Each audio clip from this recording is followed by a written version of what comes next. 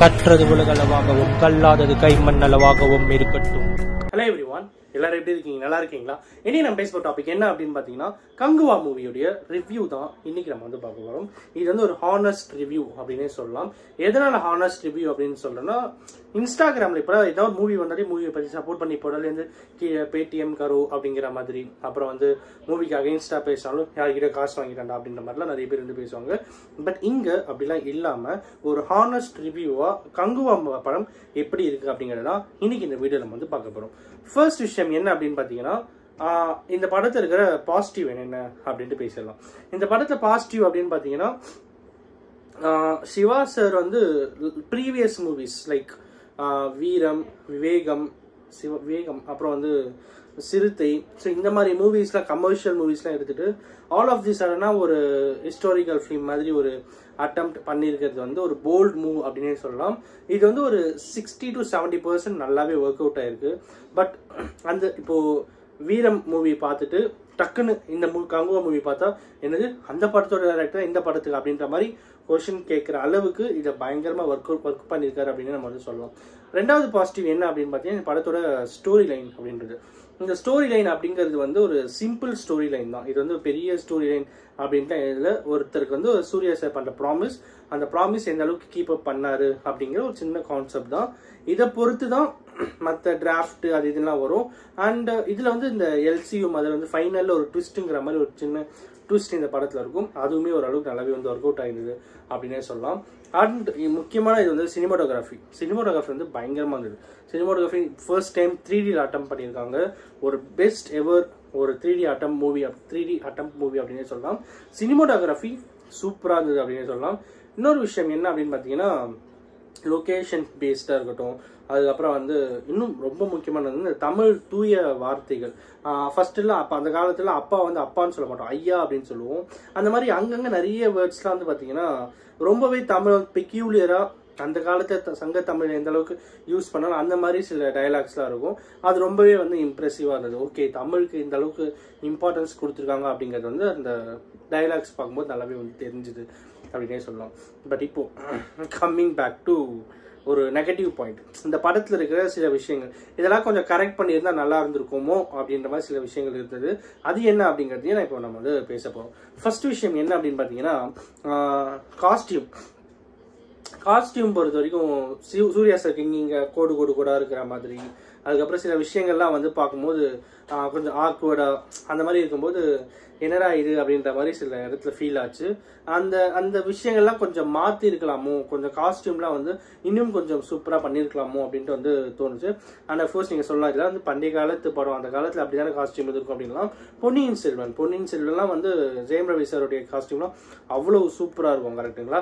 So அந்த மாதிரிலாம் பார்த்துட்டு அதே மாதிரி ஒரு 1000 years முன்னாடி நடக்கிற ஒரு பேக் ஸ்டோரி, இந்த பேக் ஸ்டோரியில இருக்கிற காஸ்டியூம்ஸ் அப்படிங்கிறது வந்து கொஞ்சம் இன்னும் கொஞ்சம் பார்க்கறதுக்கு கொஞ்சம் அட்ராக்டிவா ஓல்டு ஜெனரேஷன் இருந்தா கொஞ்சம் நல்லா இருந்திருக்கும் அப்படின்னு தோணுச்சு.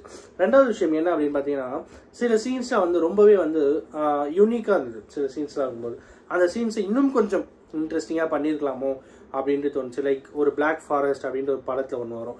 ஸோ அந்த பிளாக் ஃபாரஸ்ட்ல வந்து ஒரு சூர்யா சார் என்ன பண்ணுவாருன்னா, மொத்த போர் படையவே வந்து டைவர்ட் பண்ற ஒரு சீன்லாம் இருக்கும்.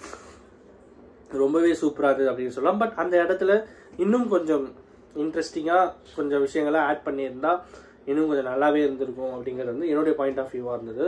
அண்ட் இந்த படத்தை பொறுத்த வரைக்கும் கத்திட்டே இருந்தாங்க. நிறைய பேர் சொன்ன விஷயம் வந்து எதுக்கு பார்த்தாலும் கத்தினுன்ற மாதிரி. என்னடா இது பார்த்தா ரொம்ப படம் ஸ்டார்டிங்ல இருந்து முடிகிற வரைக்கும் கத்திக்கிட்டே இருக்காரு சூர்யா சார்ல இருந்து. எல்லாருமே வந்து கத்திக்கிட்டே இருக்காங்க. அதுக்கு பதில் வந்து வேற மாதிரி ஏதாவது பண்ணிருக்கலாமோ, இல்ல அதெல்லாம் கொஞ்சம் குறைச்சிருக்கலாமோ, எங்கெங்க எமோஷன்ஸும் அங்கே மட்டும் பண்ணிட்டு மற்ற இடத்துல வந்து நார்மலான ஒரு டெம்ப்ல எடுத்துட்டு போயிருக்கலாமோ அப்படின்னு தோணுச்சு. எல்லா இடத்துலயுமே ஓவர் ஹைப்ல கத்திட்டே இருந்தது வந்து கொஞ்சம் என்னடா இது அப்படின்ற மாதிரி தான் ஃபீல் ஆச்சு. அண்ட் இந்த படத்தை பொறுத்த சாங்ஸ் அப்படிங்கிறது வந்து அந்த அளவுக்கு ஒர்க் அவுட் ஆகல அப்படின்னே சொல்லலாம். இந்த படத்தோட ஹீரோயினோட கேரக்டர் எதுக்கு வந்தது அப்படின்னே தெரியாத அளவுக்கு ஒரு ஹீரோயின் கேரக்டர் வைக்கணும் அப்படின்னு சொல்லி வச்ச மாதிரி இருந்தது அப்படின்னே சொல்லலாம். அண்ட் இந்த மூவியை பொறுத்த வரைக்கும் பழைய ஒரு 1000 வருஷத்துக்கு முன்னாடி இருக்கிறதுக்கும் கரண்ட்லேயும் ஒரு லிங்க் இருக்கும். ஸோ அந்த லிங்க் என்ன அப்படிங்கிறதுலாம் வந்து எதுக்காக இந்த கேரக்டர்ஸ் 1000 வருஷத்துக்கு முன்னாடி எப்படி இருந்தாங்க, இப்போ எப்படி இருக்காங்க, அவங்களோட ப்ராமிஸ் எந்த அளவுக்கு கீப் அப் ஆகுது, அண்ட் அதில் இருக்கிற சில ட்விஸ்ட்டு, அங்கே இருக்கிற மெயின் வில்லை யார், இங்கே இருக்கிற மெயின் வில்லை எப்படி அப்படிங்கிற சில விஷயங்கள்லாம் வந்து பார்க்கும்போது இதை இன்னும் கொஞ்சம் ஸ்டோரியை கொஞ்சம் மாடுலேட் பண்ணியிருக்கலாமோ, லைட்டாக ஃபைன் டியூன் பண்ணியிருக்கலாமோ அப்படின்ட்டு தோணுச்சு. ஏன்னா அந்த லிங்க் அப்படிங்கிறது வந்து இந்த பாட்டில் காட்டவே இல்லை. ஸோ ஃபஸ்ட்டு 1000 இயர்ஸ் முன்னாடிக்கும் இப்போதைக்கும் அந்த லிங்க் அப்படிங்கிறது வந்து இன்னும் கொஞ்சம் பெட்டராக காமிச்சிருக்கலாமோ அப்படின்றது வந்து மேபி செகண்ட் பார்ட் வரும் அப்படின்னு சொல்லியிருக்காங்க. அதில் காட்டுறாங்களா என்னன்னு சொல்லி தெரியல. பட் சோஃபார் இது ஒரு விஷயம்.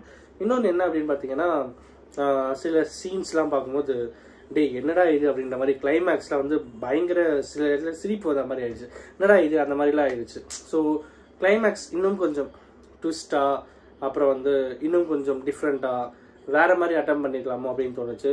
லைக் கிளைமேக்ஸை பொறுத்த வரைக்கும் ஒரு ரியலிஸ்டிக்காகவே இல்லை. கிளைமேக்ஸ் பொறுத்த ஒரு ரியலிஸ்டிக்காகவே இல்லை. அதுதான் வந்து we have to accept it. கரெக்டுங்க. ஒரு நார்மல் ஒரு ஹியூமனுடைய நார்மல் சூப்பர் நேச்சுரல் பவர்லாம் தாண்டி ஒரு விஷயத்த பண்ணி ஒரு கிளைமேக்ஸில் பண்ணால் எப்படி இருக்குமோ அந்த மாதிரி தான் அந்த கிளைமேக்ஸ் இருந்தது. ஸோ அதை கொஞ்சம் சேஞ்ச் பண்ணிடலாமோ அப்படின்னு தோணுச்சு. கொஞ்சம் இல்லை, ரொம்பவே சேஞ்ச் பண்ணிருக்கணும். அந்த இடத்துல அந்த மாதிரி விஷயங்கள்லாம் பார்க்கும்போது ஒரு ரியலிஸ்டிக்கான ஒரு வியூவில் வந்து அது இல்லவே இல்லை அப்படின்னு சொல்லலாம்.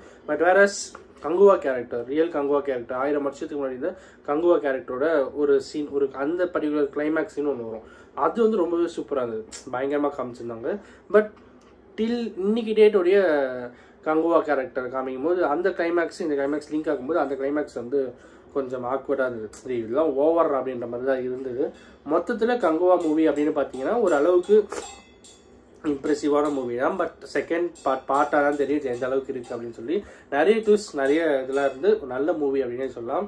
ஒரு ஒன் டைம் வாட்சபிள் மூவி அப்படின்னு நம்ம வந்து சொல்லலாம் கங்குவா மூவியை.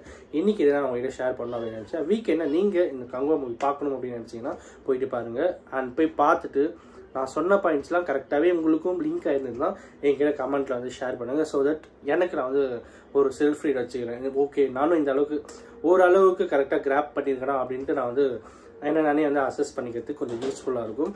அண்ட் அஃப்கோர்ஸ் இந்த வீடியோ யாருன்னா ஒருத்தருக்கு நாலேஜ் சேரும் சொல்லி நான் நம்புகிறேன். Thanks much.